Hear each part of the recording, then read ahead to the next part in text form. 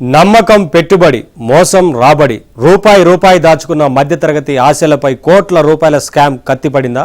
వేల కుటుంబాల కన్నీళ్లకు కారణమైన ఆర్థిక సామ్రాజ్యం కూలిపోతోందా? నమ్మకాన్ని అమ్ముకొని సామ్రాజ్యం కట్టిన వారి లెక్కలు ఇప్పుడు చట్టం ముందు తేలనున్నాయా? డైరెక్టర్ల ఇళ్లు, కార్యాలయాల్లో ఈడీ సోదాలు, వెల్ఫేర్ గ్రూప్ చుట్టూ ఉచ్చు బిగుసుకుంటోంది. ఈ కేసులో బయటపడుతున్న ఒక్కో నిజం దేశాన్ని షాక్కు గురి చేస్తోంది. వేల కోట్ల వెల్ఫేర్ కథలో అసలు విలన్ ఎవరు?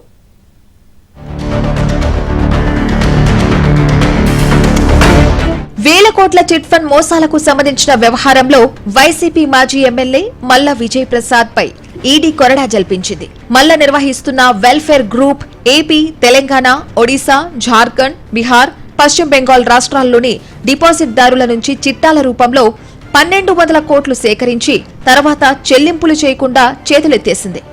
వేలాది మందిని నట్టింట ముంచిన ఈ వ్యవహారంలోని మనీ లాండరింగ్ కోణాన్ని తేల్చే పనిలో ఉంది ఈడీ. ఈ క్రమంలోనే బుధవారం వెల్ఫేర్ గ్రూప్ సంస్థల యజమానులకు హైదరాబాద్, విశాఖపట్నంలో ఉన్న నివాసాలు, ఆఫీసులపై ఈడీ బృందాలు సోదాలు చేపట్టాయి.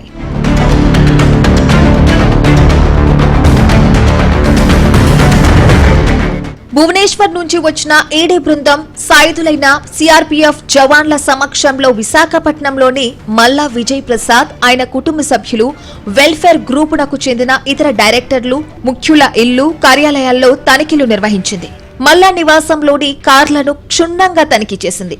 సోదాల గురించి ఎలక్ట్రానిక్ మీడియాలో రావడంతో పోలీసులు అక్కడకు చేరుకుని ఈడీ అధికారులను సోదాలపై ఆరా తీసే ప్రయత్నం చేశారు. తాము ఈడీ అధికారులమని, స్థానిక పోలీసులకు సమాచారం ఇవ్వాల్సిన అవసరం లేదని, తమకు సహకారం అవసరమైతే ఉన్నతాధికారులకు చెబుతామని చెప్పడంతో పోలీసులు అక్కడి నుంచి వెనుదిరిగారు.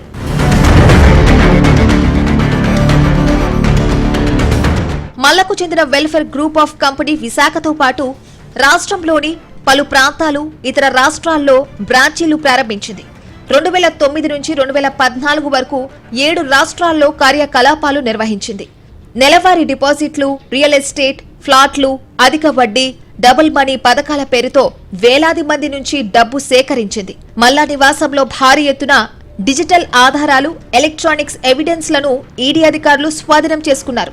గతంలో ఫిర్యాదులు రావడంతో పలు రాష్ట్రాల్లో విజయ్ ప్రసాద్ తదితరులపై కేసులు నమోదయ్యాయి.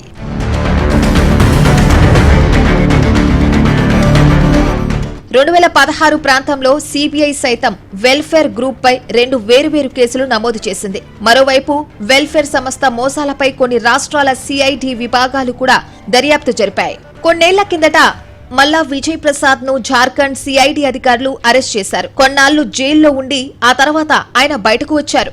అప్పట్లో ఒడిశా పోలీసులు దాదాపు 150 మంది డిపాజిటర్ల ఫిర్యాదుల ఆధారంగా కేసులు నమోదు చేశారు. ఈ నేపథ్యంలో చిట్ ఫండ్ స్కామ్ ద్వారా సంపాదించిన డబ్బును విజయ్ ప్రసాద్ ఎటువైపు మళ్లించారనే అంశాలపై ఈడీ అధికారులు విచారిస్తున్నారు.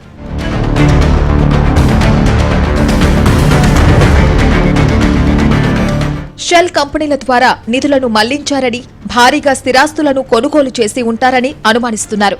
విజయ్ ప్రసాద్, ఆయన భార్య అరుణకుమారి, కుమార్తెలు అనూష, అలేఖ్యాలు వెల్ఫేర్ గ్రూప్ లో డైరెక్టర్లుగా ఉండడంతో వారి బ్యాంకు ఖాతాల వివరాలు, 2009 నుంచి జరిగిన లావాదేవీలను ఈడీ అధికారులు పరిశీలించారని తెలుస్తోంది. కాంగ్రెస్ పార్టీ తరపున మల్లా 2009లో విశాఖపట్నం పశ్చిమ నియోజకవర్గం నుంచి పోటీ చేసి ఎమ్మెల్యేగా ఎన్నికయ్యారు. 2019లో వైసీపీ తరపున విశాఖ పశ్చిమ నియోజకవర్గం నుంచి పోటీ చేసి ఓటమి పాలయ్యారు. ఆ పార్టీ అధికారంలోకి రావడంతో రాష్ట్ర విద్య, మౌలిక వసతుల కల్పన కార్పొరేషన్ చైర్మన్ గా పనిచేశారు. తర్వాత వరుసగా వివిధ రాష్ట్రాల్లో కేసులు నమోదవడంతో 2024 ఎన్నికల్లో పోటీకి దూరంగా ఉండిపోయారు. కొంతకాలం పాటు రాజకీయంగా స్తబ్దుగా ఉన్న మల్లా విజయ్ ప్రసాద్ కొద్ది రోజులుగా తిరిగి పార్టీలో క్రియాశీలకంగా ఉన్నారు. ప్రస్తుతం పశ్చిమ నియోజకవర్గం వైసీపీ ఇన్ఛార్జిగా ఉన్నారు.